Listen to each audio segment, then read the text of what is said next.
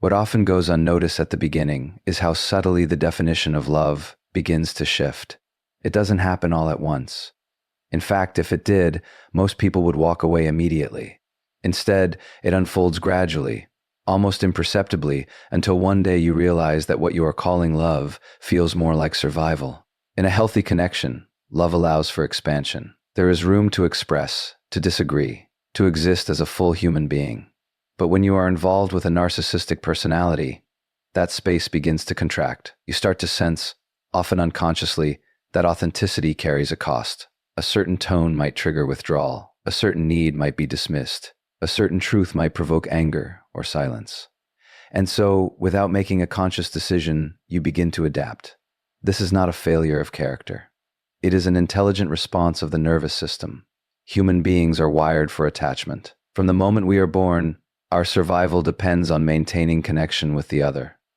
So when that connection becomes unstable, when warmth is inconsistent, when affection is conditional, the system doesn't say, leave. It says, adjust ... and adjustment, in this context, means self-suppression. You start monitoring yourself, not dramatically, but in small, incremental ways. You think a bit longer before you speak. You soften your opinions. You anticipate reactions. You begin to prioritize harmony over honesty. What emerges is a kind of internal calculation that becomes automatic. Will this upset them? Will this create distance? Will I be punished, ignored, or devalued? Over time, this calculation replaces spontaneity. What's important to understand here is that this isn't just happening psychologically, it's happening physiologically. The body begins to encode love as something unpredictable. Instead of safety, there is tension. Instead of ease, there is alertness. The nervous system shifts into a state of chronic activation, where it is constantly scanning for cues of approval or rejection. This is what we call hypervigilance, but in the context of attachment, it becomes even more profound, because now the very person you turn to for comfort is also the source of your distress. And that creates a deep internal conflict. You are pulled toward them for relief, yet being with them keeps the system on edge. It's a loop that reinforces itself. Over time, this changes your baseline experience of intimacy. You may begin to associate love with uncertainty, with emotional highs and lows, with a need to earn closeness rather than simply receive it. Calmness can even start to feel unfamiliar, almost suspicious, because you've been conditioned to expect instability. And so love, which should be a place of refuge, becomes something you have to manage. You become careful instead of open, strategic instead of sincere. And while from the outside it may look like commitment or devotion, internally it feels like walking on unstable ground, always trying to keep your balance. This is the quiet transformation that takes place. Not a dramatic collapse, but a gradual reorganization of your inner world, where survival strategies begin to masquerade as love. And the most important thing to recognize is this: when love requires you to abandon your sense of safety in order to preserve the connection, it is no longer love you are practicing, it is survival. And once that shift has taken place, where love becomes something you manage rather than something you experience, another, deeper process begins to unfold. It's quieter, less visible, but far more consequential. Your sense of self starts to erode. Identity is not something fixed, it's something we experience in relationship. We come to know who we are through expression, through having our thoughts received, our emotions acknowledged, our boundaries respected. In a healthy dynamic, this process strengthens the self, but in a narcissistic relationship, the opposite occurs. The environment does not support your selfhood, it subtly reorganizes it. But first, the changes are small. You let certain things go. You tell yourself it's not worth the conflict. You minimize your needs in the name of understanding or compassion. And again, this is not weakness, it is adaptation. You are trying to preserve connection in a system where connection feels conditional. But over time, these small concessions accumulate. You begin to edit yourself. Not just what you say, but what you feel. You start questioning your reactions. Am I being too sensitive? Is this really a problem? Or am I overreacting? This internal dialogue becomes a form of self-doubt that gradually replaces self-trust. And when self-trust erodes, identity becomes unstable. Because identity relies on a fundamental assumption that your inner experience is valid. In narcissistic dynamics, that assumption is constantly challenged. Your perceptions may be dismissed, your emotions reframed, your reality subtly denied. And so, in order to maintain coherence in the relationship, you begin to override your own inner signals. You defer to their version of events. You silence your instincts. What happens then is not just compromise, it is fragmentation. Parts of you go offline. The part that speaks freely, the part that disagrees, the part that knows what it needs. These aspects don't disappear completely, but they become less accessible. They are suppressed in favor of a version of you that feels more acceptable, more manageable, less likely to disrupt the connection. And over time, you may find yourself asking a very disorienting question. Who am I in this relationship?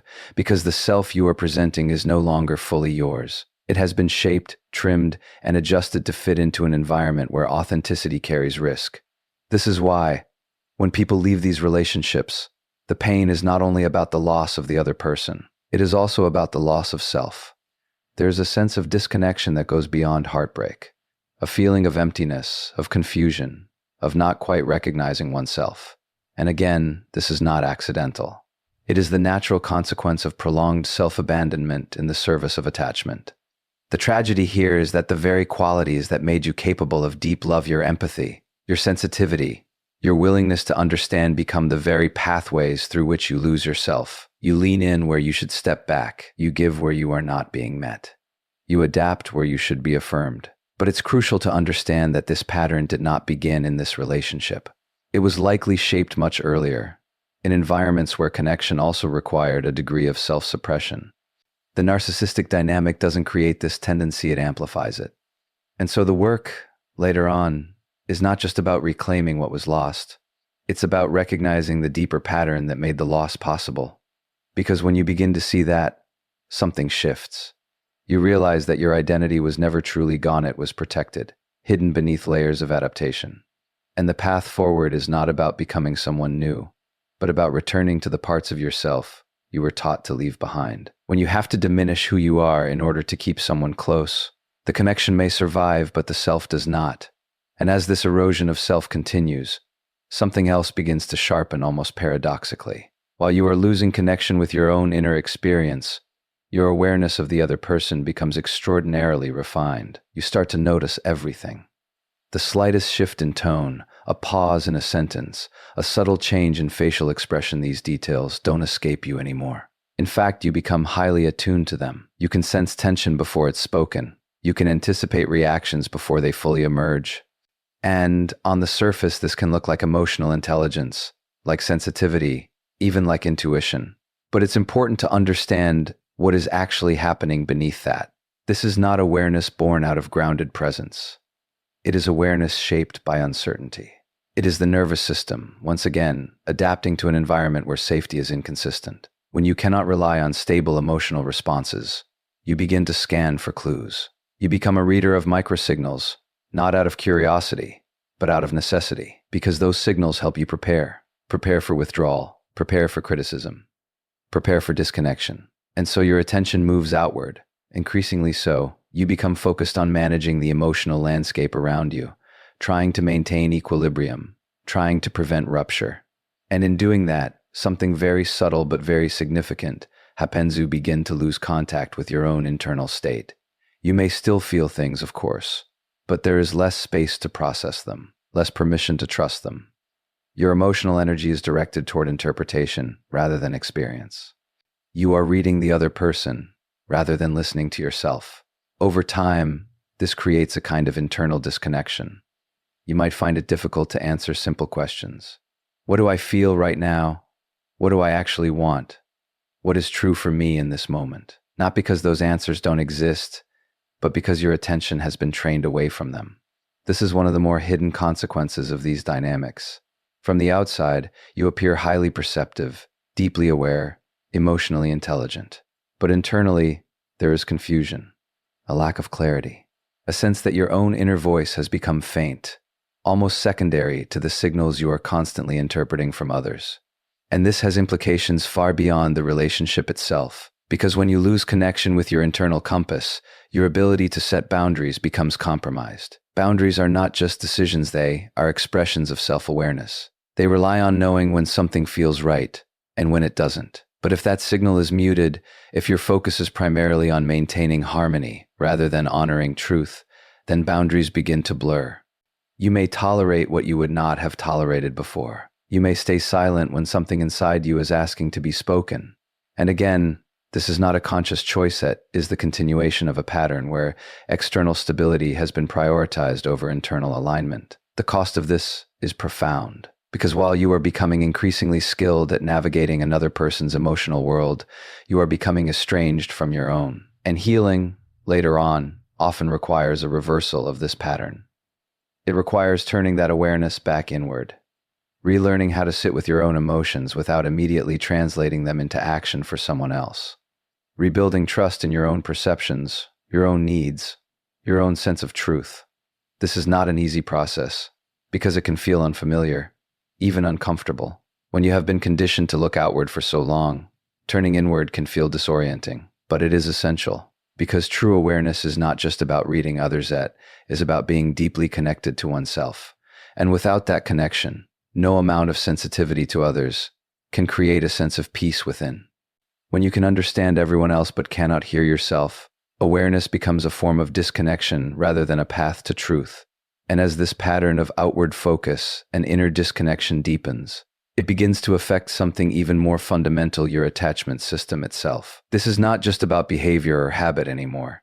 It is about the way your mind and body come to organize closeness, safety, and love. Attachment, at its core, is the blueprint through which we experience relationships. It is shaped early in life, but it is not fixed. It evolves through experience. And when you are in a prolonged relationship where connection is inconsistent, where warmth and distance alternate unpredictably, your attachment system doesn't remain unchanged. It adapts. You may notice a growing sense of urgency around the relationship, a heightened need for reassurance, a preoccupation with where you stand, how you are perceived, whether the connection is secure. This is what we often describe as anxious attachment, but it's important to see it not as a label, but as a response. When closeness feels uncertain, the system moves toward pursuit. It tries to restore proximity, to regain a sense of safety. At the same time, there may be moments where you feel overwhelmed, where the very closeness you seek also feels destabilizing.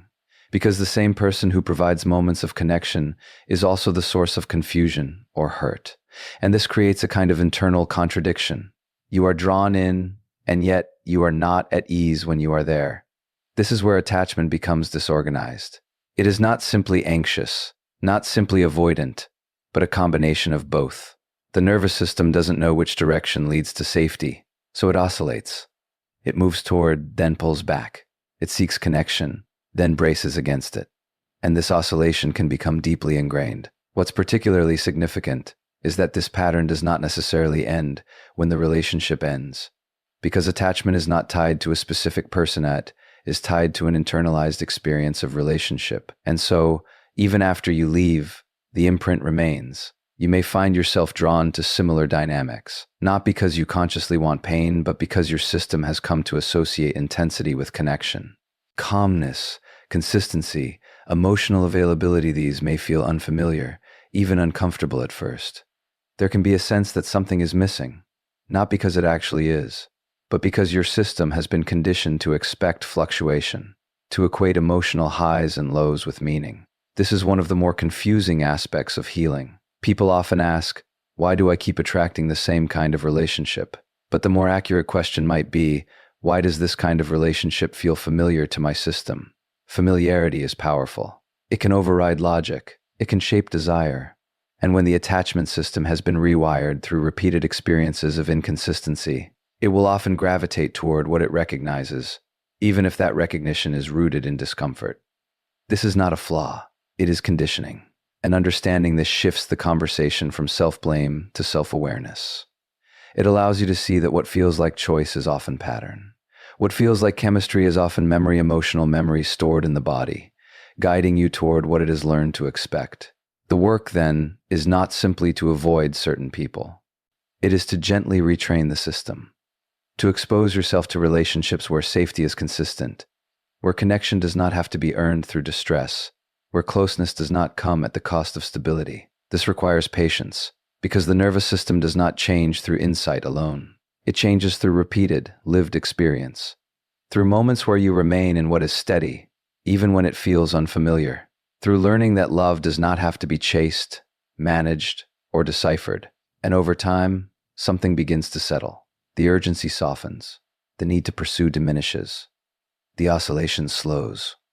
And in its place, there is a different kind of connection, one that is not driven by fear, but grounded in presence. When love teaches your system that chaos is intimacy, healing begins by showing it that peace is not absence but safety. And when you begin to see all of this clearly, the ways your sense of self was reshaped, the ways your attention was pulled outward, the ways your attachment system adapted to instability, there comes a moment where the question is no longer just, how do I move on? The deeper question becomes, what did I learn to call love? Because at the heart of healing is not simply distance from the person, but distance from the pattern. And that pattern is not just relational, it is conceptual. It lives in your understanding of what love is supposed to feel like, what it requires, what it costs. For many people emerging from these dynamics, love has become associated with effort, with vigilance, with emotional labor. It feels like something that must be maintained through careful management. There is often an underlying belief, rarely spoken, but deeply felt, that connection requires you to give more than you receive, to understand more than you are understood, to stay even when something in you is asking to leave. And so healing begins with a kind of unlearning, not in an abstract sense, but in a very lived, moment-to-moment way. You start to notice the impulses that arise within you, the urge to over-explain, to over-accommodate, to anticipate someone else's needs before acknowledging your own. These are not random behaviors. They are echoes of what your system has been trained to do in order to preserve connection. But now, instead of automatically acting on them, you begin to question them. You pause. You ask yourself, is this love, or is this fear? Is this connection, or is this conditioning? And in that pause, something new becomes possible. Choice begins to replace compulsion. Redefining love requires that you become willing to experience something unfamiliar. Because healthy love, at least initially, may not feel as intense. It may not carry the same emotional highs. It may not demand constant attention or analysis. In fact, it can feel almost quiet. And for a system that has been conditioned by unpredictability, quiet can be mistaken for absence. This is where many people become confused. They interpret stability as boredom, consistency as lack of passion. But what they are actually encountering is a different quality of connection, one that is not driven by insecurity, but by mutual presence. One where you are not required to earn your place, because your place is not in question. To accept this kind of love, you have to rebuild trust not just in others, but in yourself. Trust that your needs are valid. Trust that your boundaries are not barriers to love, but foundations of it. Trust that being seen as you are is not something to fear, but something to allow. This is not a quick process. It asks you to sit with discomfort, to resist familiar patterns, to tolerate the unfamiliarity of being treated with consistency and care. It asks you to grieve not only the relationship, but the version of love you once believed in. Because part of healing is acknowledging that what you experienced, while real in its intensity, was not aligned with your deeper needs. And that recognition can be painful. But it is also liberating. Because once you begin to redefine love, you also begin to redefine yourself within it. You are no longer the one who adapts at any cost. You are no longer the one who confuses endurance with devotion. You begin to relate from a place of self-respect rather than self-sacrifice. And from that place, something shifts. Love is no longer something you chase or manage. It becomes something you participate in fully, honestly, without abandoning yourself in the process. This is the deeper transformation. Not just that the relationship changed you, but that it invited you perhaps for the first time to consciously choose what love means in your life. And when you no longer have to lose yourself to keep love, you finally understand what it was meant to feel like all along.